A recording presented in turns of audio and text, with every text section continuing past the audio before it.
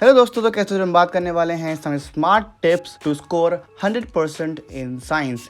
Science में score करने की कुछ ऐसी स्मार्ट टिप्स और कुछ ऐसी इंपॉर्टेंट टिप्स जिसके थ्रू आप 100 स्कोर कर सकते हो साइंस में। आज की वीडियो में हम बात करेंगे और ये काफ़ी इंपॉर्टेंट वीडियो होने वाली है क्योंकि इसके अंदर हम कवर करने वाले हैं कि क्या क्या चीज़ आपको करनी है, फिजिक्स, केमिस्ट्री, बायो क्या करनी है और डेप्थ में डिस्कस करेंगे जिससे आपके मार्क्स गिर जाते हैं। तो हम हर चीज़ के बारे में बात करेंगे। सबसे पहले आपकी साइंस काफ़ी ज़्यादा अभी बेसिक साइंस है, मतलब इतनी एडवांस भी नहीं है, काफ़ी आसान है आपके लिए। अगर आप उसको अच्छे से पढ़ोगे तो वो बहुत ही ईजी हो जाती है। और अगर अभी से पढ़ के चलते हो, आप जिस भी क्लास में हो, 8, 9, 10th अभी से पढ़ के चलते हो तो आपको वो 11, 12th में काफ़ी हेल्प करती है क्योंकि यही आपका बेस होता है। ठीक है, तो इतना ध्यान में रख के चलो कि अभी की साइंस कुछ नहीं है, बहुत ही आसान है।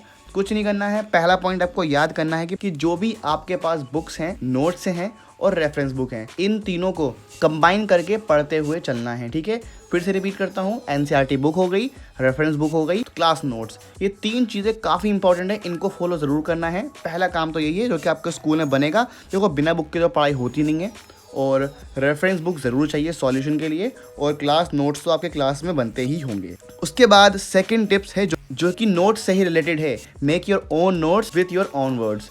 आपको खुद के नोट्स ही बनाने हैं खुद के वर्ड्स में। अब ये नोट्स कैसे बनेंगे उसके लिए हम ध्यान रखते हैं, पहले आप जो भी चैप्टर पढ़ रहे हो उसको ज़ोर से पढ़ने की कोशिश करो। ठीक है, ज़ोर से उसको पढ़ो, अपने घर में पढ़ सकते हो जहाँ पर आपको कोई सुने नहीं। और उसको पढ़ने के बाद आपको क्या करना है, उसको समझने की कोशिश करना है। खुद को समझाओ या फिर किसी दूसरे पर्सन को समझा सकते हो, लेकिन ये कब होगा, जब आप उसको एक बार स्कूल में पढ़ लोगे। पहले स्कूल में पढ़ लिया, फिर घर पर गए, घर पर उसको अच्छे से आपको लाउडली पढ़ना है। उसको पढ़ने के बाद फिर आपको समझना है खुद, या फिर किसी और को समझा सकते हो। ठीक है, इतना होने के बाद फॉर एग्जांपल आप इलेक्ट्रिसिटी चैप्टर कर रहे हैं, तो उस चैप्टर से रिलेटेड आपने उसको चैप्टर पढ़ लिया है, आपने खुद को समझा भी लिया है, लेकिन खुद को समझाने के बाद आपको रीचेक करना है। कैसे रीचेक करना है, आप यूट्यूब पर वीडियोस देखो उस चैप्टर से रिलेटेड, और वो वीडियो देखने के बाद आपको पता चल जाएगा कि आपने क्या समझा, क्या आपने अच्छा समझा या आपने बिल्कुल क्लियर एग्जैक्ट समझा, ये आपको पता चल जाएगा। ठीक है, उसके बाद नोट्स बनाने का आपका जो लास्ट पॉइंट है वो फॉलो करना है। मतलब जो भी आपने समझा उस कॉन्सेप्ट से रिलेटेड और जो भी आपने उस वीडियो में देखा उसको अपने वर्ड्स में अपनी नोटबुक के अंदर लिख देना है, और यही नोट्स आपके बहुत काम आएंगे। ठीक है, और यही असली नोट्स हैं। बहुत से बच्चे ऐसे होते हैं जो अपने नोट्स बनाने के चक्कर में पूरी की पूरी रेफरेंस बुक कॉपी पेस्ट कर देते हैं, पूरी एनसीईआरटी छाप देते हैं। वो नोट्स आपके नहीं हैं, वो नोट्स आपको समझ में नहीं आएंगे। आपको जैसा मैंने बताया उस तरीके से अगर करोगे तो वही आपके एग्जैक्ट नोट्स हैं। क्या करना है, आपको एक बार स्कूल में पढ़ना है, घर पर आके बुक से पढ़ना है, समझना है उसको। और अगर समझ में नहीं आता है तो यूट्यूब पर वीडियोस देखो, उसको देखने के बाद समझ में आ जाएगा। और जो भी आपको समझ में आया है उसको अपने वर्ड्स में आपको अपनी नोटबुक में लिख देने हैं। वही आपके एग्जैक्ट नोट्स हैं और वही आपके काफ़ी काम आएंगे जब आपके एग्ज़ाम्स करीब होंगे और आपको उसी के ही फुल मार्क्स मिलेंगे। बट यहाँ पर एक चीज़ है, जो भी आपने नोट्स बनाए हैं एक बार उसको ज़रूर स्कूल में चेक कराना या फिर किसी अपने टीचर से चेक कराना, ताकि उसमें कोई छोटी मोटी मिस्टेक्स हो तो वो आपको बता सकें। आपकी जो छोटी मोटी कमियाँ हों वो आप उसको कंप्लीट कर दो, सही कर दो। ठीक है, तो ये ज़रूर करना और कोशिश करना कि अपने नोट्स के अंदर डायग्राम भी बनाओ, क्योंकि वो काफ़ी आपको हेल्प करता है समझने के लिए। खासकर बायोलॉजी के डायग्राम्स बहुत हेल्प करते हैं। बात करते हैं केमिस्ट्री के बारे में कि केमिस्ट्री को कैसे आपको सॉल्व करना है, क्या वो टिप्स हैं, क्या वो टेक्निक्स हैं जो आपको केमिस्ट्री को सॉल्व करने में और केमिस्ट्री में 100% लाने में आपको हेल्प कर सकती है। उसके बारे में हम बात करते हैं। वो है chemistry is 60% formulas, so learn it. Chemistry में 60% तो क्या है, सिर्फ फॉर्मूलाज ही हैं। मतलब कि केमिकल कंपाउंड्स, उनके कॉमन नेम, उनके आईयूपीएसी नेम, ये सब आपको पता होना चाहिए। उनसे रिलेटेड रिएक्शंस भी पता होनी चाहिए। 60% पार्ट तो यही हो जाता है कि अंदर उसके केमिकल फॉर्मूलाज, अगर आपको केमिकल फॉर्मूलाज उसके नेम याद हो गए ना, तो आप जब पढ़ने बैठोगे तो आपको सब अपने आप याद होने लगेगा। तो क्या है, केमिस्ट्री 60% तो फॉर्मूला है। कुछ नहीं करना है आपको एक फॉर्मूला शीट बनानी है, फॉर्मूला चार्ट या शीट जो बोलो उसको बनाओ और अपने घर में कहीं भी उसको लगा दो। ठीक है, जिससे क्या होगा कि आप जब बार बार वहाँ जाओगे, उसको पढ़ोगे, सुबह उठ के पढ़ोगे, रात में सोते हुए पढ़ोगे, तो आपको वो याद हो जाएगा। और ऐसा नहीं है कि सिर्फ ये आपको अभी क्लास में काम आएगा, अभी क्लास 8, 9, 10 जिसमें भी हो आप अगर वो फॉर्मूलाज याद कर लोगे तो वो हमेशा सेम ही रहेंगे। 11, 12 उसके आगे भी कुछ चेंज नहीं होगा, वो आपको हमेशा याद रहेंगे। तो इसलिए याद करो, केमिस्ट्री एक ऐसा सब्जेक्ट है जो सिर्फ उसमें एडअप होता जाएगा, सब कुछ सेम रहेगा, वही केमिकल फॉर्मूला, वही केमिकल कंपाउंड सब सेम रहता है। तो याद करो, अगर ये याद कर लोगे ना तो सब कुछ आपको इजी लगने लगेगा केमिस्ट्री के अंदर। और यही तो पूछता है, केमिकल रिएक्शन पूछ लेगा, केमिकल फॉर्मूला पूछ लेगा, IUPAC नेम पूछ लेगा, उसका कॉन्सेप्ट पूछ लेगा, यही तो पूछता है। इसलिए क्या है, 60% केमिस्ट्री क्या है, उसके फॉर्मूलाज ही हैं। तो ज़रूर इसको कर लेना। उसके बाद हम बात करते हैं नेक्स्ट पॉइंट यानी कि फिजिक्स के बारे में बात करते हैं कि फिजिक्स आपको कैसे करना है। तो फिजिक्स का सिंपल सा टॉपिक है, आपको क्या करना है, फिजिक्स को समझने के लिए यूट्यूब वीडियोस देखो। आपको मैंने समझाया कि नोट्स कैसे बनाने हैं, उसमें क्या करना है, यूट्यूब वीडियोस भी देखना, उससे आइडिया क्या होता है, एक्सप्लेनेशन अच्छा मिल जाता है। अब फिजिक्स एक ऐसा सब्जेक्ट है जिसमें कॉन्सेप्ट क्लियर करना बहुत इंपॉर्टेंट है कि क्या कौन सा रूल है, कौन सा लॉ है, क्या फॉर्मूलाज हैं, सब बहुत इंपॉर्टेंट है।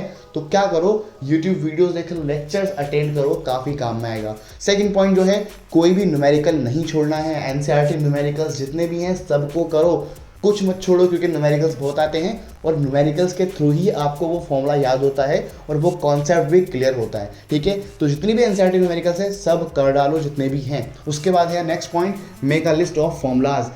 फिजिक्स के अंदर फॉर्मूलाज बहुत सारे हैं और डेरिवेशन भी काफ़ी सारे हैं, तो आपको उनको याद करना है। लिस्ट बनाओ, जो आपको समझाया अपने घर में एक चार्ट पेपर बना के लगा दो और फॉर्मूलाज को याद करते जाओ, देख देख के याद करते रहो, वो काफ़ी हेल्प करेगा, एग्जाम में भूलोगे नहीं और अच्छे से कर पाओगे। ठीक है, डेरिवेशन भी आता है। उसके बाद है लॉज एंड रूल्स, ये तो बहुत ही इंपॉर्टेंट है, समझना पड़ेगा। जितने भी फिजिक्स के लॉज हैं, जितने भी फिजिक्स के रूल्स हैं, सबको याद करो, समझो, यूट्यूब वीडियोस देखो, अपने टीचर से पूछो, खुद पढ़ो, नोट्स बनाओ। लेकिन ये लॉज काफ़ी इंपॉर्टेंट है, एग्जाम में आते ही आते हैं। उसके बाद नेक्स्ट पॉइंट जो है वो है बायोलॉजी। बायोलॉजी कैसे करनी है उसके बारे में हम बात करते हैं।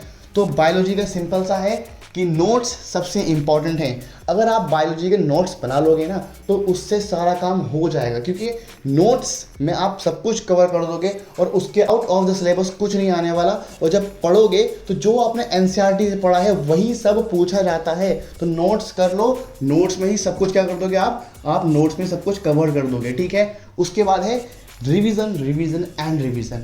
आपको उसको बार बार रिवाइज करना है, यानी कि जो आपके नोट्स हैं ना उसको बार बार रिपीट करते रहो, बार बार उसको याद करते रहो। और वही क्योंकि आने वाला है उसी से ही क्वेश्चन पूछेगा। लेकिन ध्यान रखना, नोट्स के साथ साथ सारे क्वेश्चन आंसर जितने भी NCERT के हैं या फिर NCERT एग्जाम्पलर के हैं या फिर रेफरेंस बुक के हैं सब कर लेना ज़रूर से। लेकिन वो क्वेश्चन आंसर तभी होंगे जब नोट्स बनाओगे। नोट्स बनाओगे, कॉन्सेप्ट को समझोगे, क्या चीज़ है, क्या नेम्स हैं, उनको समझोगे, तभी जाके क्या होगा, क्वेश्चन आंसर भी कर पाओगे। उसके बाद लास्ट पॉइंट है डायग्राम्स। डायग्राम्स तो इंपॉर्टेंट है, बहुत ही इंपॉर्टेंट है, क्योंकि पिक्चर्स वर्ड से ज़्यादा मायने रखती है और डायग्राम्स की प्रैक्टिस ज़रूर करना। बायोलॉजी में नहीं है, फिजिक्स और केमिस्ट्री में आपको मिल जाएंगे। कुछ कुछ मॉडल्स, कुछ कुछ लॉज समझाने के लिए आपको डायग्राम्स बनाने पड़ते हैं, तो ज़रूर प्रैक्टिस करना और कोशिश करना कि डायग्राम्स क्लियर रहें। ऐसा नहीं कि जस्ट रफली डायग्राम बनाकर आ गए, अच्छे से डायग्राम बनाओ, उसमें जितने भी लेबल्स हैं वो सब रेफर करो और जितना हो सके नीट एंड क्लीन डायग्राम बनाओ। 3-4 बार प्रैक्टिस करो उसके अच्छे से बैठकर, रोज़ प्रैक्टिस करो जब तक नहीं आ रहा है, क्योंकि डायग्राम बहुत मार्क्स का आता है। ठीक है, तो ज़रूर इसको कर लेना। उसके बाद एक कुछ स्पेशल टिप्स, वो है कि साइंस में कुछ भी जो भी आपकी बुक के अंदर है, NCERT के अंदर सब इंपॉर्टेंट है, कुछ भी वो छोड़ो, सब कुछ करो, भले ही वो डायग्राम हो, भले ही वो एक्टिविटी हो, भले जितने भी आपके इंटेक्स हैं, जितने भी आपके क्वेश्चन आंसर्स हैं, बैक एक्सरसाइजेस हैं, सब कुछ इंपॉर्टेंट है। क्वेश्चन कहीं भी सही भी आ सकता है, तो पूरी की पूरी बुक अच्छे से पढ़ो, उससे नोट्स बनाओ, समझो। आजकल सब मिलेगा, सब कुछ मिल जाएगा आपको यूट्यूब पे, वीडियोस देखो अच्छे से, सब कुछ मिल जाएगा, उसी से ही क्वेश्चंस आएंगे, आराम से 100% स्कोर कर जाओगे। और प्रो टिप जो है कि जब आप रेफरेंस बुक पे जाओगे तो रेफरेंस बुक करने से पहले प्लीज़ एक बार एग्जाम्पलर कर लेना, क्योंकि क्वेश्चन रेफरेंस बुक में से बाद में आता है, पहले एग्जाम्पलर से आता है। काफ़ी बच्चे बोलते हैं कि ये क्वेश्चन आउट ऑफ सिलेबस था, ऐसा नहीं होता है। कुछ क्वेश्चन NCERT से होते हैं और कुछ क्वेश्चन NCERT एग्जाम्पलर से आ जाते हैं और वो आपको आउट ऑफ सिलेबस लगता है, जबकि वो भी पार्ट NCERT का है, बट उसको बच्चे इग्नोर कर देते हैं। तो NCERT करने के बाद एक बार NCERT एग्जाम्पलर के क्वेश्चन भी कर लेना, इससे काफ़ी क्वेश्चंस आते हैं। अगर वही कर लोगे तो आपके मार्क्स भी अच्छे आ जाएंगे। तो ये थी आज की वीडियो, होप आपको समझ है तो वीडियो लाइक कर देना, साथ में चैनल सब्सक्राइब भी कर देना। अगर आपको उसके बारे में और जाना है तो आप मुझे कमेंट कर सकते हो, ताकि मैं उसकी वीडियो बना पाऊँ। तो मिलता है आपसे अगली वीडियो में, तब तक के लिए all the best, thanks for the watching and piece.